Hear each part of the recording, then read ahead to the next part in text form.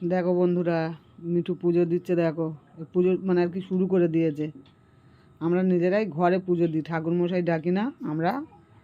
এই মিঠু এবারে বই পড়বে, লক্ষ্মী চরিত্র বই পড়ে পুজোর সমাপ্তি করবে। এখন সব জেলে টেলে দিচ্ছে, এবার একটুখানি থাকবে, শাঁখ বাজাবে, তারপরে লক্ষ্মী চরিত্র বই পড়বে। উপোস করে আছে, সারাটা দিন উপোস করে আছে। আমি ওই জন্য এই সন্ধ্যেবেলায় 6টা বাজে তাড়াতাড়ি করে বলি করে নে।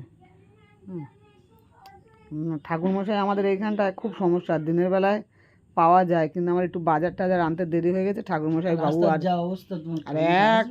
হ্যাঁ, এক হাঁটু কাদা জল করে মেশানো, সত্যিকারের কথা। ওই জন্য ঠাকুরমশাই ডাকিনি, ঠাকুরমশাই আসবেই না। আর নিজেরাই পড়ে যাচ্ছি কাদা ফাদা মেখে। হ্যাঁ নিয়ে আসছে, দাঁড়াও দেখো, এই যে দেখো ম্যাজিক প্রদীপ। এই প্রদীপগুলো না জল দিলে জ্বলে। দেখো আমি আমার ছোট বোনের কাছ থেকে নিয়ে এসেছি, আমার ছোট বোন আমাকে দিয়েছে। এগুলো কিন্তু মানে ব্যাটারি সিস্টেম, জল দেওয়া হলে জ্বলবে, না হলে জ্বলবে না। তাই এগুলো এমনি প্রদীপের সঙ্গে এগুলো জ্বালিয়ে দেওয়া হয়েছে। সবাই ঠাকুরকে পুজো দেওয়া হয়েছে, একটু আগেই দেওয়া হয়েছে পুজো।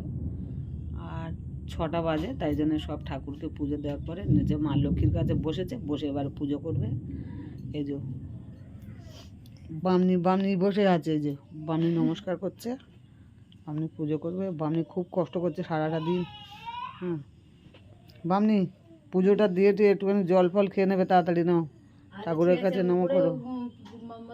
হ্যাঁ, ওপরে মোমবাতি ধরে দাও আগে, দিয়ে একটুখানি ঠাকুরের কাছে একটু বই টই পড়ে নিয়ে, মানে আধ ঘন্টার মধ্যে আপনি পুজো শেষ করে ফেলবেন।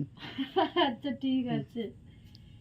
বামনি বারণ করেছি, বামনি উপোস করে থাকতে হবে না বামনি, কারণ আমার খুব খারাপ লাগে দেখতে। ওই জন্য আমি নিজেই বলি অতক্ষণ উপোস করে থাকবে বাচ্চা মানুষ, তাও দেখি না করে যান থাক।